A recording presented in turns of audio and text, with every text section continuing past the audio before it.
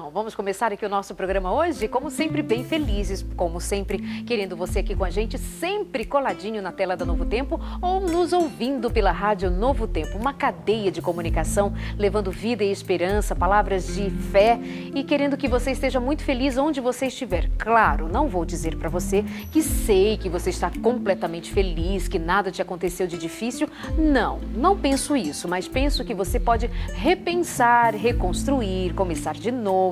E aqui você sabe que a nossa conversa gira muito em torno da sexualidade, daquilo que nós tratamos com muito respeito por você, por sua história, por quem você é, do que significa. E esse cantinho é todo nosso para falar de sexualidade de um jeito que talvez você não consiga falar em outros lugares. E a gente fica feliz pela sua resposta, por sua participação aqui com a gente, seja por e-mail, quando você escreve pra gente pelo semtabus@novotempo.com, semtabus@novotempo.com, ou quando você tuita pra gente, que é ainda mais rápido e mais dinâmico, e eu converso com você hoje aqui no programa por essa maneira de interagir. Muito obrigada por sua companhia. Hoje nós vamos falar sobre o sexo em tempos em que se fala de uma tal pós-modernidade. Já ouviu falar? Vivemos a Idade Média, a Idade da Pedra, umas idades passadas que a gente nem passou por elas, mas hoje nós dizemos que estamos vivendo a modernidade? Não mais, passou.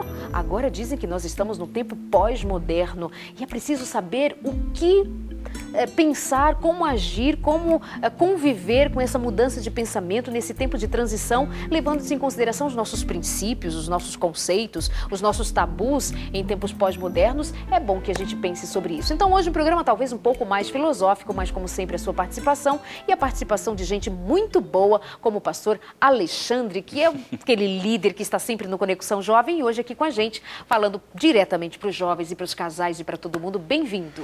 Obrigado, Darleide. Uma boa noite aí para todos. Aliás, bom dia, né? Para todos.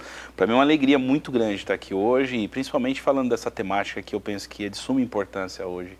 Pastor, como é que tem sido lidar com os jovens? Você que é um homem que trabalha diretamente, especificamente com o menino, com a menina, com o adolescente, o jovem, o universitário. O que você tem percebido ao longo do tempo e como você age e reage diante do que nós temos hoje em se tratando de juventude? Você sabe que Deus me deu a oportunidade de começar a trabalhar bem jovem com jovens. Que legal. Eu acho que pela primeira vez na minha vida que eu fui líder de jovens numa igreja local, eu tinha por volta de 15, 16 anos. E eu tive bons mentores, pessoas que trabalharam comigo, formando a minha estrutura de liderança. Então eu posso dizer assim, eu tenho 38 hoje. Então eu posso dizer assim, sem nenhuma arrogância, mas contando que é uma coisa que me faz pensar que é uma jornada, 23 anos aí a gente trabalhando com essa moçada. E eu percebo assim que nesse período, tanto do meu amadurecimento como no trabalho, em lidar com eles e tal, eu percebo, principalmente assim na virada de século e tal, que cada dia que passa é mais complicado no aspecto de formar uma personalidade boa, um caráter, ou quem sabe até estabelecer assim, um princípio de vida. Então, conforme o tempo passa, mais difícil é trabalhar com a juventude, né? Em vários aspectos. A gente tem que avaliar assim. Eu penso que de uma maneira geral, a gente olha hoje para o jovem, né? Para a característica de quem tem 20 e poucos anos, ele tem uma cabeça muito diferente de um jovem de 20 e poucos anos, de 10 anos atrás. E eu acho que quanto mais a gente voltar, esse período ele amplia. Por exemplo, há 30, 40 anos atrás, me parece que as mudanças elas eram mais longas, mais extensas. Exatamente. E hoje a dinâmica ela está diminuindo muito. Então, por exemplo, você pega um jovem de 20 anos há 10 anos atrás e um jovem de 20 anos hoje, em 10 anos aí, você tem uma mudança radical.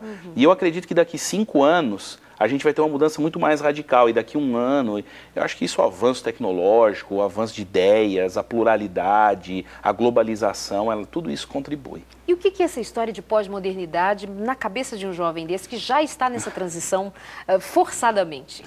Olha, o pós-modernismo, né, esse linguajar assim, talvez seja assim meio complexo da gente entender, né, sem ter ali uma leitura histórica das mudanças de era e tal. Mas trocando em fatos, é mais ou menos o seguinte: há alguns anos atrás, 50 anos atrás, antes da era moderna, que foi a explosão industrial e etc., havia uma autoridade no mundo. E essa autoridade, na maioria das vezes, era uma autoridade religiosa. Então, por exemplo, a igreja falou, está falado, qualquer que fosse ali a igreja, mas a igreja diz que é isso, então nós acreditamos que é isso. A modernidade, ela trouxe um apelo à razão. Então, por exemplo, isso é isso, tá? Então me prova. Então isso é uma era depois dessa, de que a igreja mandava. Então houve uma ideia, uma era em que se discutia muito, em que se perguntava muito. Então me prova que é assim. Se você me provar que é assim, eu acredito em você. E a pós-modernidade, ela vem trazer uma mudança completamente radical. Ela vem trazer a ideia do seguinte, olha, eu acho que isso é assim. Ó, parabéns, você acha assim, eu acho diferente. Então hoje você tem assim, você não tem uma verdade absoluta. Então a pós-modernidade, ela traz um conceito de que não existe verdade absoluta de absolutamente nada. Então você pensa assim por quê? Por causa da tua experiência de vida, por causa do lugar onde você viveu, da educação que você teve, da família que você teve. Então tudo isso vai fazer você ter uma concepção da verdade, de acordo com o seu ponto de vista. Então não tem um padrão em lugar nenhum. Não tem Bíblia, não tem código, não tem Alcorão, não tem nada disso. Para a mente pós-moderna mesmo.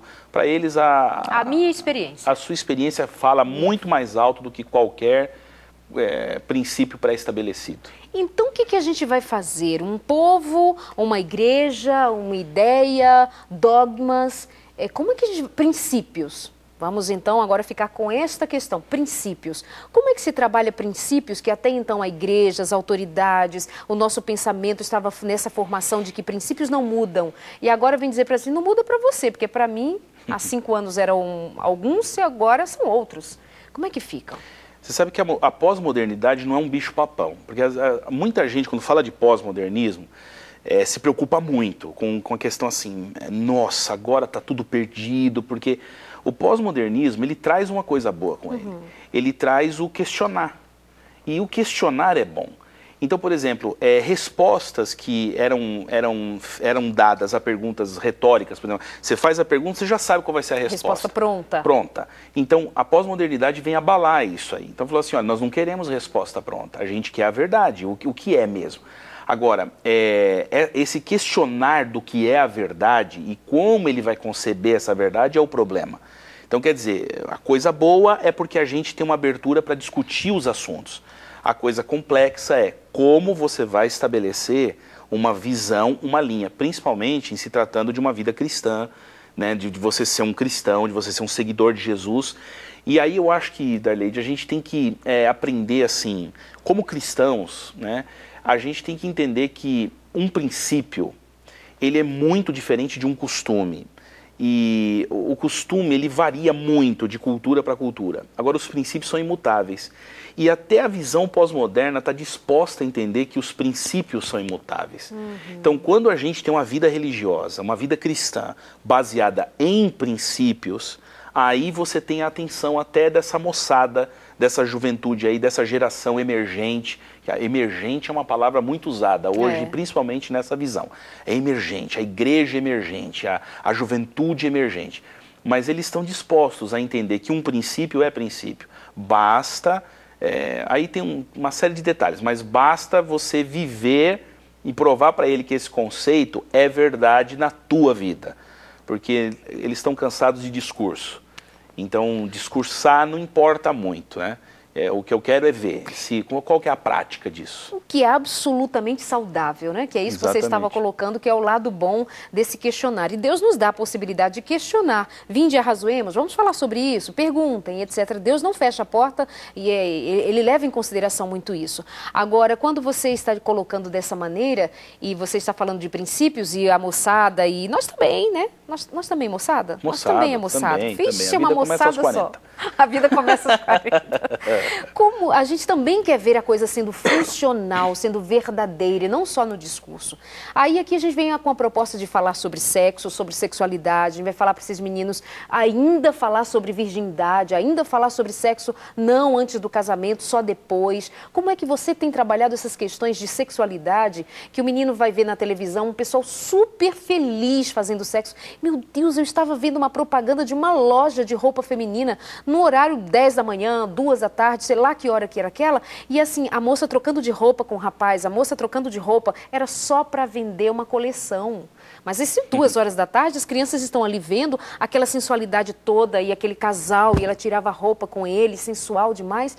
O que a gente vai dizer para esses meninos de concreto sobre sexualidade? O que você anda falando para eles? Olha, o que eu tenho, é uma tecla que eu tenho batido muito, Darleide, que eu acho que é essencial, é mostrar, primeiro, que a gente tem um Deus inteligente.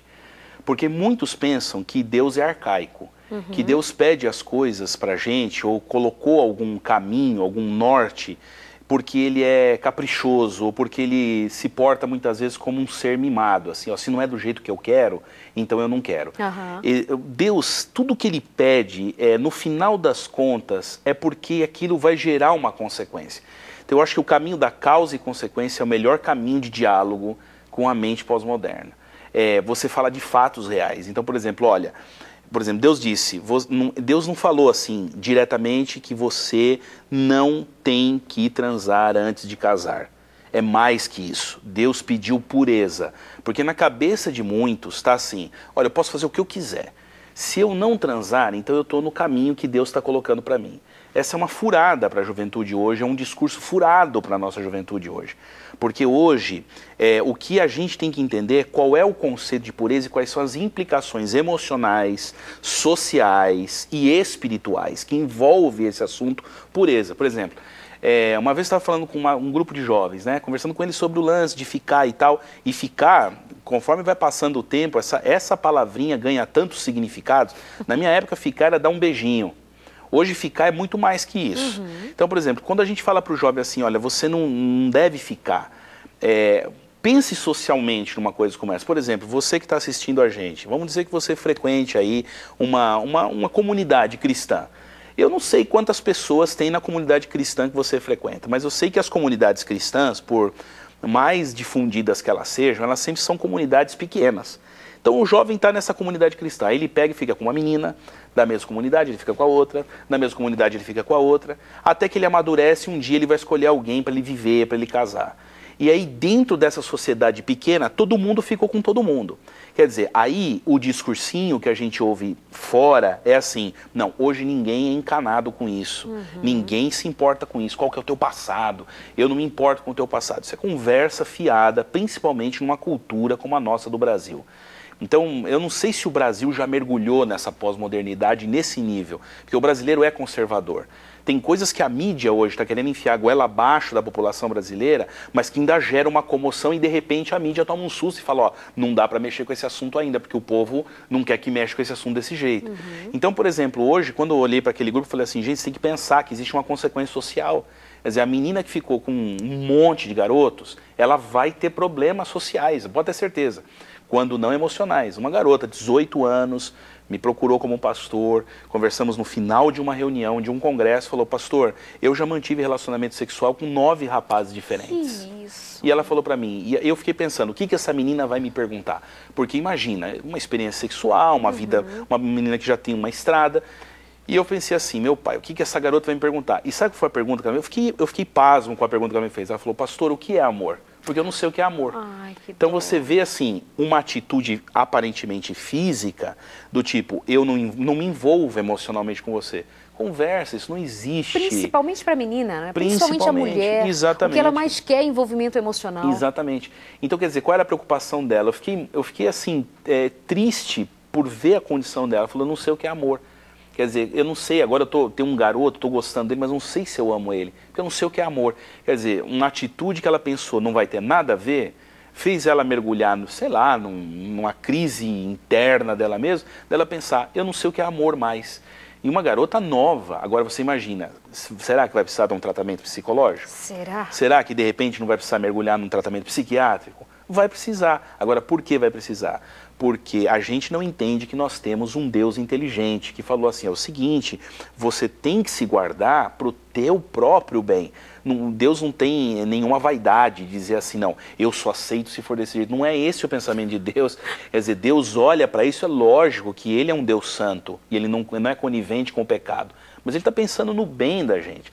Então acho que uma coisa, uma ficha que tem que cair na cabeça de muita gente é que nós temos um Deus muito inteligente e que criou essa máquina e sabe exatamente como funcionam as engrenagens visíveis e as engrenagens invisíveis. Ele sabe qual é o processo, entendeu? Então eu tenho falado muito desse Deus inteligente que a gente tem.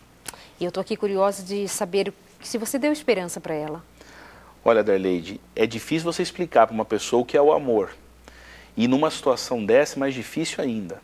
Agora, o que a gente tem que fazer, e graças a Deus, Deus me deu a oportunidade de fazer na época, é dar um acompanhamento para esse ser humano. Por quê? Porque você precisa, num processo, não tem passo de mágica. Exatamente. Nesse caso, não tem que falar, não, a partir de agora, não tem a partir de agora.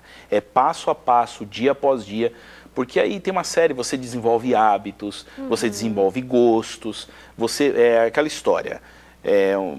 Uma vez numa sala de aula, eu tive a oportunidade de dar aula do 5º ano até o 3º ano do ensino médio. Agora é o 6º ano, né, do Fundamental 2, né, e até o 3º ano do ensino médio de filosofia, num colégio aqui na ponta do Vale do Paraíba. E eu me lembro que uma vez eu estiquei um quadradão assim de fita isolante, assim, em volta, fiz um quadrado no chão da sala, tirei todas as carteiras. Vocês podem ficar onde vocês quiserem nesse quadrado. Vocês podem escolher, só não pode passar da linha. Fique onde quiser. 99% ficou com o pé encostado na linha. E eu peguei e falei, eles falaram, pastor, já ficamos aqui e tal. Eu falei assim, sabe qual é a lição disso? A lição que a gente tira disso é o seguinte, você, eu, todo mundo, todos os seres humanos gostam de estar no limite. No limite. Então eu falei assim, não, até onde eu posso? Até ali. Você passou a linha do limite, voltar nessa linha do limite é um processo. É um processo, você já passou dela, então não passe, entendeu? Essa é a dica, né? Nós vamos ali no nosso intervalo, que é bem rapidinho, não passa dos limites e não deixa que a gente sozinho. Nós estamos conversando hoje sobre a pós-modernidade, esse pensamento conceituado agora há pouco, e onde é que ficam os princípios, por exemplo, relacionados à sexualidade. Essa é a nossa conversa de hoje, nós já voltamos com você e aqui conversando com o pastor Alexandre Martins. Até já.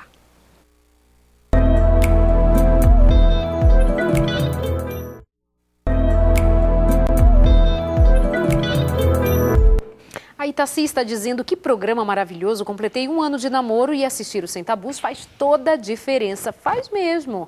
Um abraço para o Narcísio, ele diz programas esclarecedores na Novo Tempo. Um abraço para o Rafael também, ele diz que sempre só dorme às quintas-feiras, de quinta para sexta, depois de assistir o Sem Tabus. Isso não é uma delícia, ter esse público cativo aqui com a gente? O Paulinho está dizendo que começou, né, o Sem Tabus e hoje com a participação do pastor Alexandre. O tema de hoje muito interessante.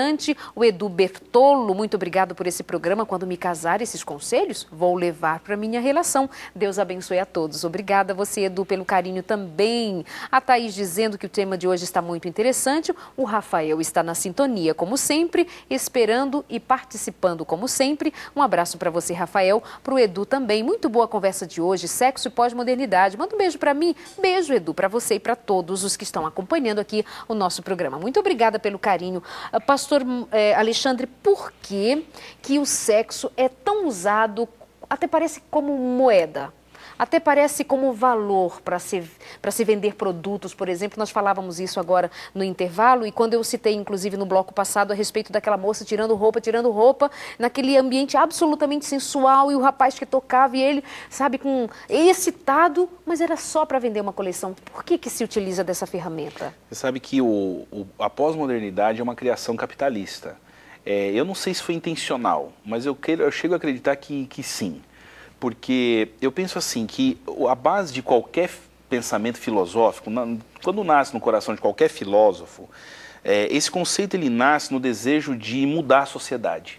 Então a pessoa, sei lá, ela concebe a ideia e o movimento cultural, porque o pensamento filosófico ele é um movimento cultural, ele é um movimento estético. Então, acima de tudo, a gente está falando aqui hoje, é uma conversa bem que vem da filosofia, mas filosofia que é aquele negócio que não é concreto, ele vai se transformando e a gente vai administrando. Sim. Então, quando você pega assim, a mente de uma pessoa que pensou assim, não, vamos mudar esse jeito de pensar. Quando isso entra dentro do capitalismo, eles têm um lugar para querer mexer. Esse lugar não é teu coração, não é tua vida, não é nem o teu físico. Eles querem mexer no teu bolso, é na tua carteira. E aí está a maldade de tudo. Quer dizer, você usar um processo que não é natural para você roubar o direito de uma pessoa poder decidir por aquilo que você está vendendo. Por exemplo? Por exemplo, hoje eles não estão vendendo produtos, eles estão vendendo emoções. Esses dias eu estava vendo um comercial famosíssimo de um dos cartões de crédito mais famosos do mundo, dizendo, isso custa tanto, aquilo custa tanto. Então eram coisas físicas, um carro tal custa tanto, esse carro custa tanto. Agora, andar nesse carro ao lado do teu amigo não tem preço. Para as coisas que têm preço, você paga com cartão tal. Para as que não tem, aí você tem a vida. Quer dizer, o que eles estão vendendo? Eles não estão vendendo o cartão de crédito, eles estão vendendo a emoção final. Eles estão querendo dizer para você que se você tem um carro e se você tem um outro bem, você consequentemente vai ter um amigo. Então quer dizer, eles te ajudam no caminho, mas no final você é feliz porque você usou. Isso é uma maldade, isso daí é assim, você vender o comercial de perfume hoje em dia. Que você pensa, como é que você vende perfume pela TV? Imagina, eu trazer aqui hoje um vidrinho de perfume e falar assim, compra o perfume, que ó que cheiroso. Como é que você vai saber que é esse cheiroso aí? Não tem cheiro. Então, como se vende isso? Se vende com apelo sexual. E eu acho que das propagandas hoje, em matéria de venda, uma das mais apelativas são as propagandas de perfume. E por que esse processo? Porque hoje, assim, o marketing diz isso, e o marketing pós-moderno diz mais ainda, que qualquer coisa que você coloque a palavra, não precisa nem fazer nenhuma alusão à figura, a palavra sexo, que você coloque uma figura fazendo alusão a isso, ou que tenha alguma apelação sexual, alguma atração, algum apelativo, vai vender muito mais, muito mais. Por isso que você, não é sem querer, que você passa numa banca de jornal, por exemplo, ou numa livraria de shopping, aí você olha ali na banca e você vê em algum cantinho das revistas, sexo, sexo, sexo. Mas por que está aquilo ali? Não é porque você vai olhar e falar assim, tá falando de sexo, eu quero comprar. É subconsciente hoje. E essa visão filosófica de que não há padrão para nada, a gente pode seguir o rumo da vida de acordo com a minha vontade, contribui muito para que isso aconteça, para que esse tipo de apelo aconteça. E como é que essa juventude boa, essa galera antenada, esse pessoal que quer dar valor ao princípio, esse pessoal de igreja, ou esse pessoal que não tem a igreja, mas tem os princípios, porque tem isso também, tem gente que não está na igreja, está nos assistindo, tem princípios, gente boa, gente honesta, gente que quer o bem, e tem uma galera na igreja também buscando isso. Como é que a gente confronta essa realidade? Como é que você, como líder de jovens, como pastor, como líder religioso, como é que você confronta isso? O que você apresenta de bom? Porque imagina, eu estou aqui assistindo e aquele negócio lá me dá uma sensação boa, aquela imagem, aquela ideia, aquilo que me é vendido é muito bom. Aí depois você vai pedir que eu fique num banco de igreja, um tempão lá, cantando Somos um Pequeno Povo Muito Feliz, ou alguma coisa do gênero, ou enfim, cada igreja com sua realidade, uma Bíblia, aquele negócio. Então assim, como é que se confronta isso tudo? Primeiro conceituando os princípios. Então você precisa explicar se tem princípios, quais são esses princípios. Então, por exemplo, diretamente ligado ao que nós estamos falando aqui hoje, que é o corpo. Né?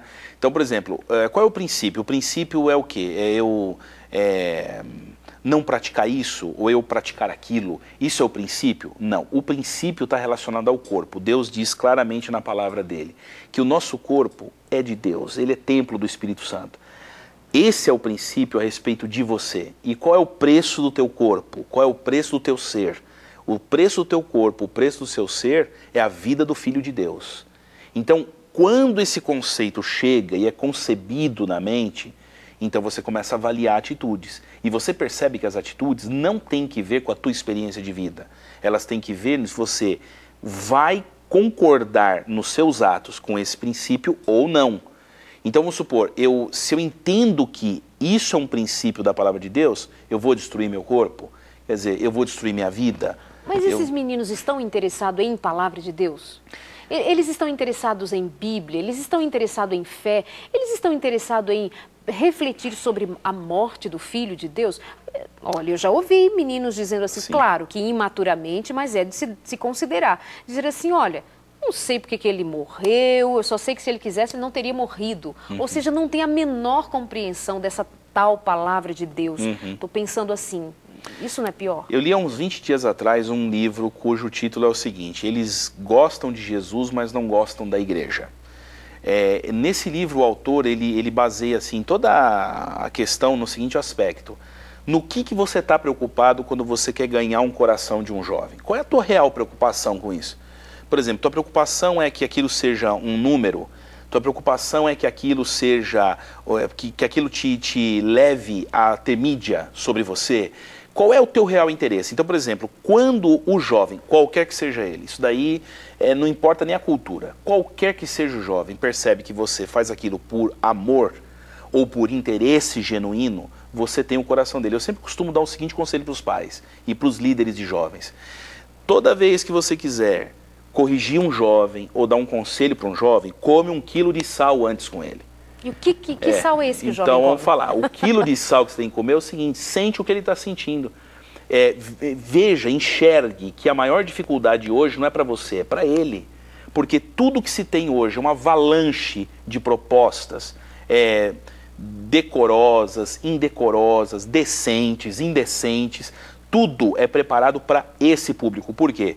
Porque esse é o público que consome, Darleide. Então, tudo vem para eles, tudo é em cima deles. Então, às vezes chega um líder lá querendo botar uma moral, e até uma moral boa, mas não adianta você chegar com um princípio de moral se ele não é o teu interesse. Qual é o teu interesse nisso? Quer dizer, é você limpar a casa? É você colocar os caras na linha? Ou é você realmente estar preocupado com aquela vida, com o futuro dele, com a formação de caráter dele?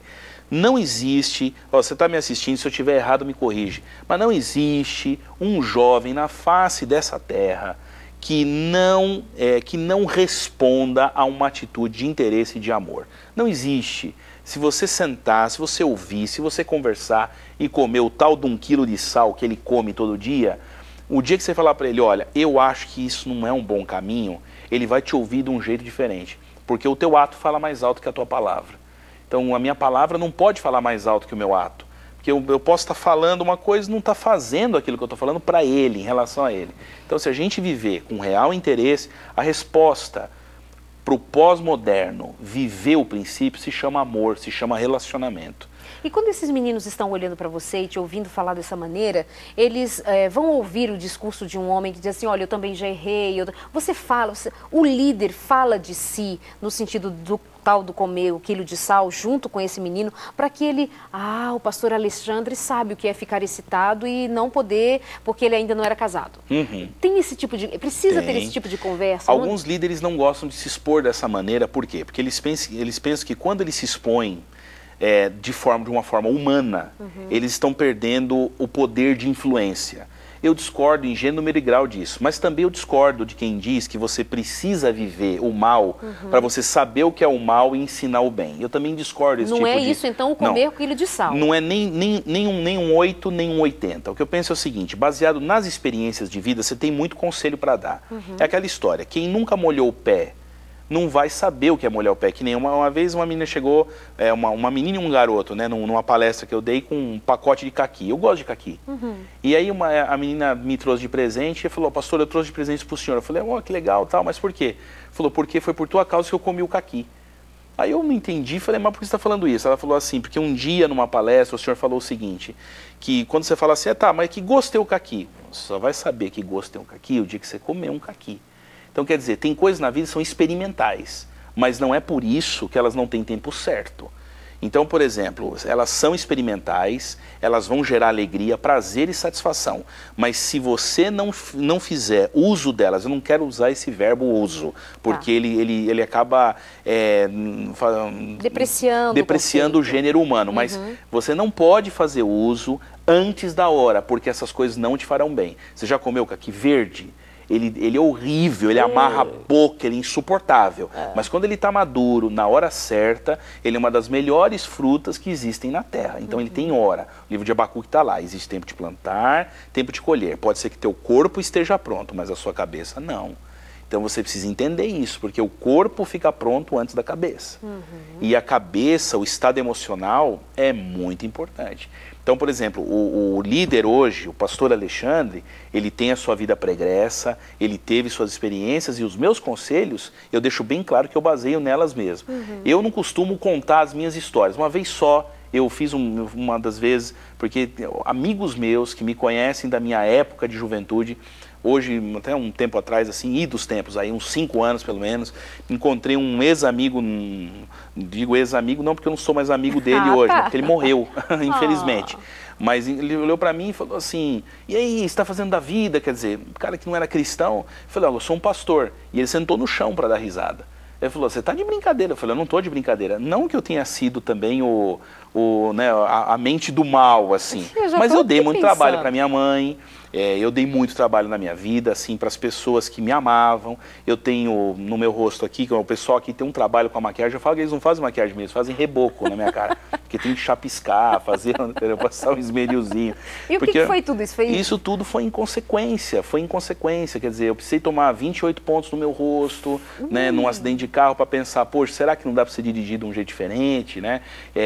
Sabe, você tem que parar de deixar sua mãe desesperada dentro de casa. Então, eu não sei, talvez isso me torne mais empático com os jovens. Eu acho que gera eu me colocar no lugar dele. Tem pai que às vezes chega para mim e diz, pastor, pelo amor de Deus, meu filho está assistindo o filme tal. E às vezes eu tenho vontade de olhar para esse pai e falar assim, pai, dê graças a Deus que ele só está vendo esse filme, porque a oferta que se tem hoje é muito pior do que ele assistir só esse filme. Eu não estou aqui querendo fazer uma apologia ao que é ruim, mas eu só estou dizendo assim, que a gente tem que ter um bom senso de entender assim, que quando você quer impor uma coisa para um jovem, quando você quer mostrar para ele um caminho, você tem que fazer isso com bom senso, tem que fazer isso com inteligência, porque eles não querem respostas prontas. Tem uma época que falava assim, não pode ir no cinema, não pode ir no cinema, não pode ir no cinema. E eu me contentava com a resposta de quem dizia para mim, porque quando você entra num lugar que não é para o cristão frequentar, o anjo fica na porta. Eu morri de medo disso, meu Deus, imagina entrar num lugar sem o anjo e tal. Fala isso para um jovem hoje. Fala, o anjo vai ficar na porta, olha, ainda bem que ele não vai anotar o que eu estou fazendo lá dentro.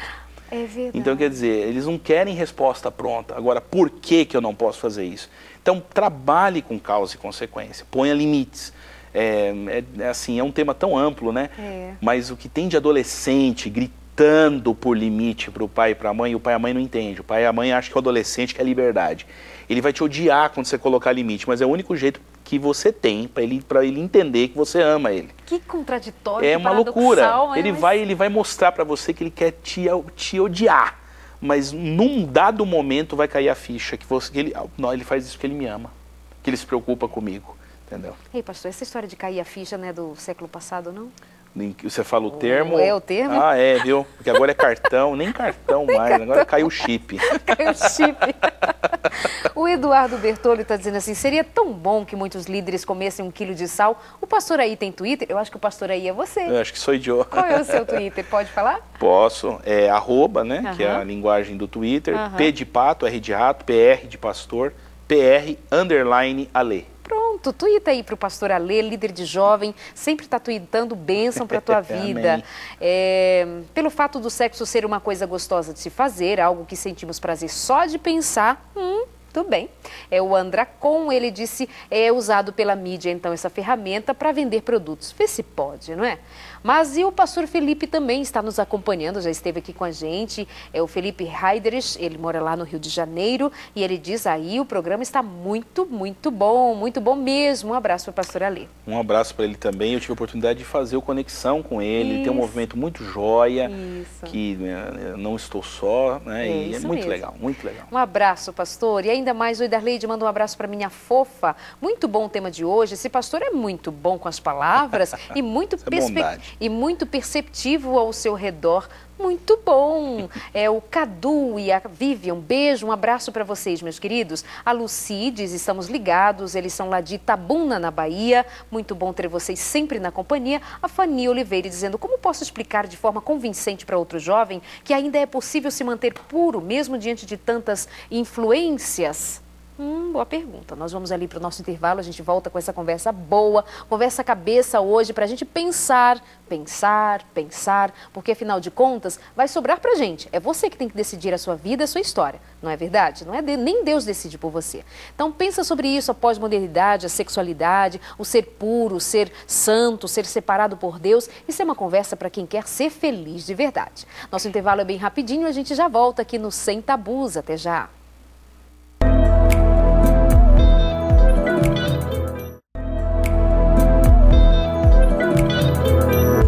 conversa continua aqui até durante o intervalo. Você precisa ver, mas eu vou pedir para ele repetir as coisas boas que o pastor Alexandre Martins está falando aqui com a gente, nos ensinando ainda mais. Até parece filosofando, mas não, é ensinando por meio desse pensamento filosófico de um jeito muito concreto, baseado na palavra de Deus. Participe aqui com a gente sempre no Sem Tabus, o nosso Twitter é @NT Sem Tabus, @NT Sem Tabus. Um abraço para você, Chan, nos acompanhando, o Cado Prato dizendo, curtindo sempre o Sem Tabus. E ainda tem uma pergunta, como fazer com os jovens que querem viver as suas próprias experiências, jovens que não aceitam viver por conta das experiências dos outros? Aí aqui no intervalo eu emendei uma história com ele assim, pastor, por que, por exemplo, a religião muçulmana, ela cresce tão grandiosamente, né, sendo redundante, só para dizer da expressão forte de que realmente é um movimento que cresce, apesar de tolir a liberdade, de ser opressor à vista de muitos de nós. Por que cresce? O que está acontecendo? Que contraditório é isso? É interessante isso, né? Porque a religião muçulmana é uma das religiões mais fundamentalistas hoje na Terra. São radicais e tem vários, né? Várias nuances do islamismo hoje. Mas por que cresce tanto? Porque ali você tem uma razão para você morrer. A gente está preocupado com viver, mas ninguém quer morrer sem razão de ter vivido. Então, por exemplo, se você olha um ser humano que está à beira da morte, ele quer que a vida dele tenha feito alguma diferença. Até hoje, alguns malucos aí que pregam a filosofia do seguinte, não, eu tenho que viver, eu vou viver pouco, mas eu vou viver intensamente, o pouquinho que eu vou viver. E eles se matam, né? Não preciso nem citar exemplos, aqui tem um monte, né? Mas você tem que ter uma razão para viver, e essa tua razão de viver tem que ser a razão pela qual você está disposto a morrer. Então, assim, eu estava citando aquela frase do Che Guevara, né? Que ele fala assim, ser jovem e não ser revolucionário é uma contradição. Por quê? Porque você que está me ouvindo aí, e eu quero até conceituar jovem, sabe? Porque a gente pensa assim, o que ele está falando de jovem? É o garoto de 20, é o garoto de 22? E isso não é papo de velho, né? Porque assim, ser jovem é de fato um estado de espírito. Porque eu já vi jovem, já conversei com um jovem velho e já conversei com um velho muito jovem. Então eu digo o seguinte, qualquer jovem, ele tem dentro de si uma insatisfação com o status do momento, com a situação. Há uma insatisfação. Tanto é que os movimentos revolucionários, os movimentos esquerdistas, os movimentos que marcaram a história foram feitos por jovens. Quem nunca viu aquela cena daquele garoto parando na frente do tanque de guerra na China? Exatamente. Né, e mudando o tanque de direção. Por quê? Porque ele estava ali fazendo o quê? Ele queria se mostrar para o mundo? Alguém sabe o nome dele? Alguém viu o rosto dele? Porque a imagem é tão pequenininha para poder mostrar o tanque. Agora, o que ele estava querendo ali? Ele queria mais é que aquele tanque passasse por cima dele. Porque se aquele tanque passasse por cima dele, ele teria sido martirizado em público e aí ninguém seguraria o movimento do qual ele fazia parte. Então, na verdade, ele estava entregando a vida ali. Ele não estava querendo afugentar um tanque, ele estava querendo entregar a vida. Então, todo jovem quer uma razão para morrer, Darleide. No fim da vida, todo ser humano quer uma razão para ter vivido. Então, a religião fundamentalista, no mundo absolutamente pós-moderno, a começar dos países ricos, é claro, então, essa religião fundamentalista cresce assustadoramente, então, porque existe um grupo grande de pessoas querendo uma razão para, se for necessário, morrer por ela? Exatamente. E por que o cristianismo não assumiu essa parada? Mas aí que está, o cristianismo é exatamente isso, aí que está. A essência do cristianismo é você morrer pela causa. Jesus fez isso. O maior exemplo do cristianismo é Cristo. Qual foi o apóstolo, o único que morreu de morte natural? Aí você vai falar, foi João. E foi, mas morreu aonde? Exilado numa ilha sozinho. E por misericórdia, Deus deu para ele o Apocalipse para dizer, fica tranquilo, filho. Tudo que eu prometi para você vai acontecer. Se a gente pensar que Deus deu o Apocalipse para a humanidade, é bonito. Mas Deus deu o Apocalipse para João, para acalmar aquele coração que estava exilado naquela ilha, pensando, eu estou no fim da vida e não estou vendo nada acontecer. Ele falou, fica tranquilo, eu vou te mostrar o futuro. Vai acontecer, eu vou mostrar para você. Então, quer dizer, o cristianismo, a essência do cristianismo, a ideologia, e eu disse aqui no intervalo, digo para você, qualquer movimento filosófico, ele cai diante de uma ideologia bem fundamentada. Então, por exemplo, o cristianismo, na sua essência, é dar a vida, Darleide. O cristianismo, na sua essência, é você viver pela causa. Sabe, o cristianismo não quer teu dinheiro. Deus não precisa do teu dinheiro. O cristianismo, ele não quer que você ande assim. Não é isso. Isso é muito pouco para aquilo que Jesus quer da gente. Porque, na verdade, o que o nosso mestre, que é Jesus Cristo, quer da gente, é que a gente tenha uma razão para viver. Só uma razão que vai te fazer feliz. Você que está aí, você quer ser feliz e eu também. Aliás, esse é o desejo comum da humanidade. Todo mundo quer ser feliz. Então, você quer ser feliz, você tem que ter propósito de viver.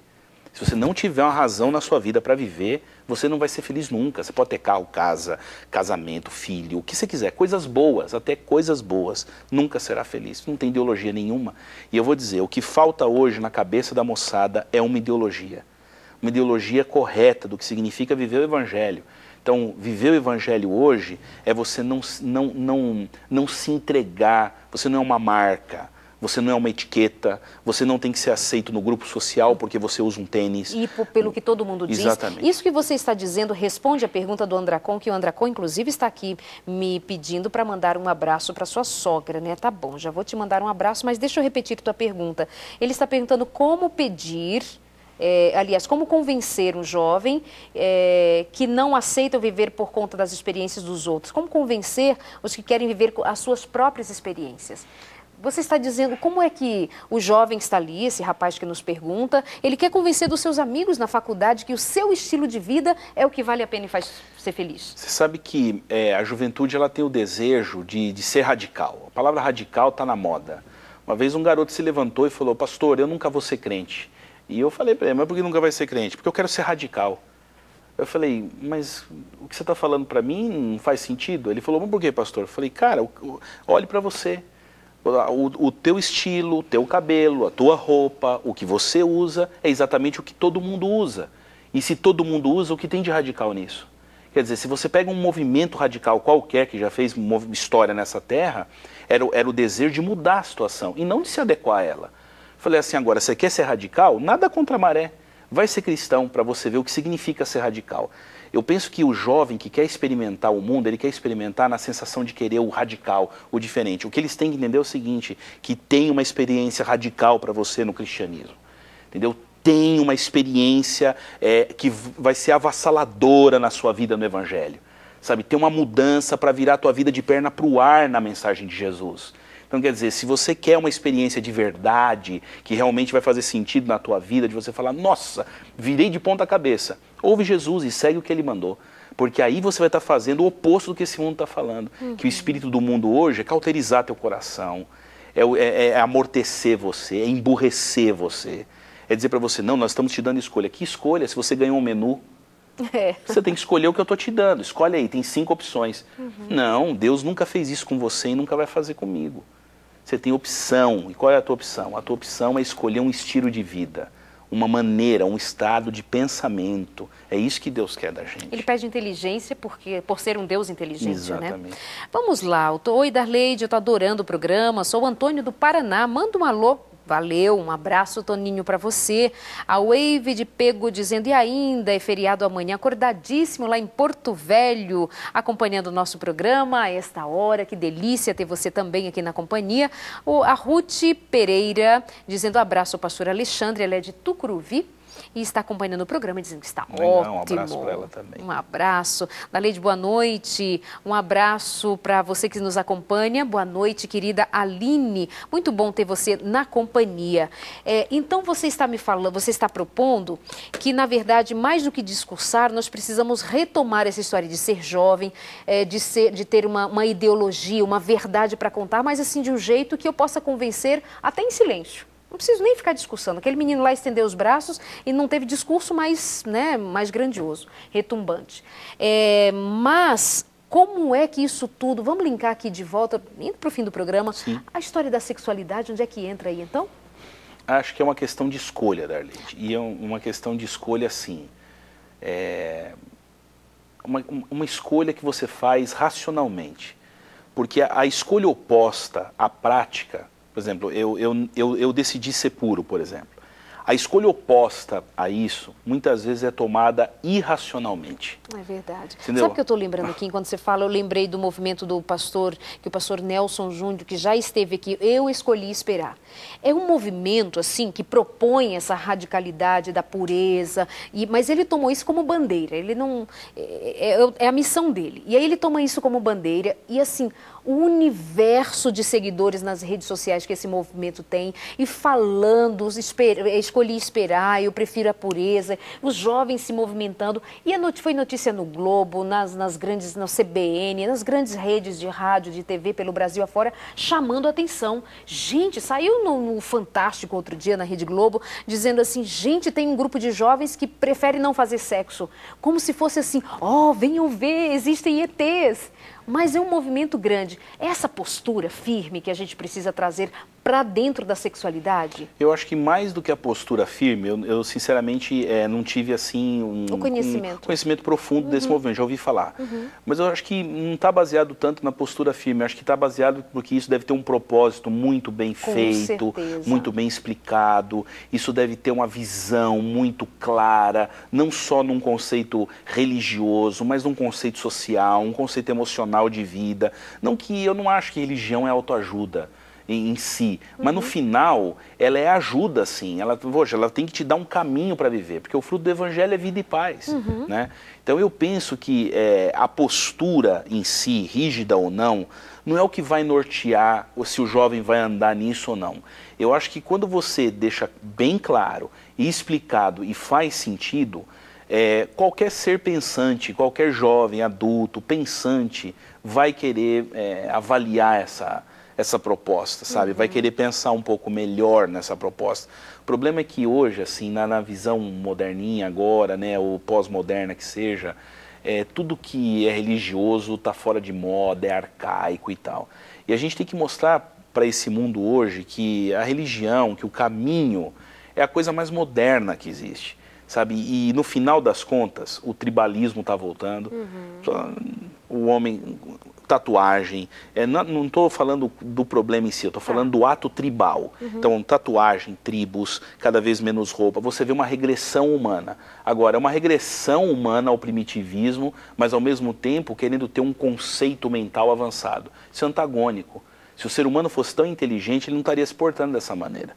Entende? Ele estaria se portando de uma outra forma, de uma forma avançada, de uma forma equilibrada, de uma forma para frente, de um ser que evoluiu, entre aspas. Só que acontece assim, a impressão que eu tenho é que a atitude física do ser humano e comportamental cada vez mais decresce, ao mesmo tempo que ele cobra uma atitude mental que, segundo ele, cada vez mais evolui. Quer dizer, não é um paradoxo você pensar assim, poxa, se o conceito mental tivesse evoluindo tanto, será que a gente estava regredindo tanto na atitude humana, de uns para com os outros? Tem mais amor hoje do que antigamente? Tem mais respeito hoje do que antigamente? Então é só a gente pensar, será que o mundo está evoluindo ou o mundo está mergulhando num poço que não vai ter volta mais? Pois é, perguntas feitas e precisam de boas respostas. Nós estamos indo para o final do programa. O que você diria, assim, olhando no olho dessa gente boa que nos acompanha a esta hora e, assim, que é do fundo do seu coração? Olha, eu diria para você o seguinte, primeiro, não se venda. Porque muita coisa hoje no mundo quer te comprar. Então não se venda. Você é mais valioso do que você imagina. Estão querendo pagar um preço muito barato por você. Segundo, não venda a sua estabilidade emocional e nem entregue a tua estabilidade emocional por um preço de banana. Por uma troca de 1 segundo, 1 minuto, meia hora de prazer. Você vale muito mais do que isso. Eu acho que a tua entrega, a tua vida, a sua sexualidade tem que ser valorizada para que você tenha mais autoestima, para que você seja mais feliz, para que você encontre um caminho, uma razão, um propósito, para que a tua vida faça sentido e finalmente, assim, para que isso seja perfeito no aspecto de perfeição humana, se é que isso existe, para que Jesus faça parte do teu caminho e você sinta que Deus sempre teve um plano, sempre teve um propósito, e se você estiver nesse plano, nesse propósito, se entregando para Ele, aí sim você vai achar paz, felicidade e salvação eterna. Que ótimo! Eu sei que meu propósito é te trazer aqui também mais vezes. Amém. É muito bom. Uma alegria, sempre muito bom bater papo contigo. palavras tão bem colocadas, mas num pensamento tão centrado e cheio do propósito da vontade de Deus, certamente, para cada um de nós. Obrigada. E está aqui acompanhado com sua esposa linda ali no cantinho. Obrigada por ter vindo também. Concordo. E você aí de casa, muito obrigada pelo carinho de sempre da companhia. Sabe que outro dia eu estava pensando no momento em que o anjo visita Maria e diz que ela será mãe do Salvador. Mas quando ele chega, o texto bíblico ali em Lucas diz que o coração dela se turba. E no mesmo verso bíblico é dito que ela passou a considerar as palavras do anjo. E Maria se pôs a considerar, a pensar sobre o que o anjo dizia. Pense no que foi dito aqui. Pense no que Deus diz para você. Pense nas palavras de Deus para o seu coração, na palavra do anjo que te visita, pedindo paz para o seu coração, dando paz ao seu coração, pedindo que você considere a vontade de Deus para você. Beijo, a gente se vê na semana que vem e você sabe que é sempre muito bem-vindo ao nosso cantinho aqui de bate-papo no Sem Tabus. Até o próximo.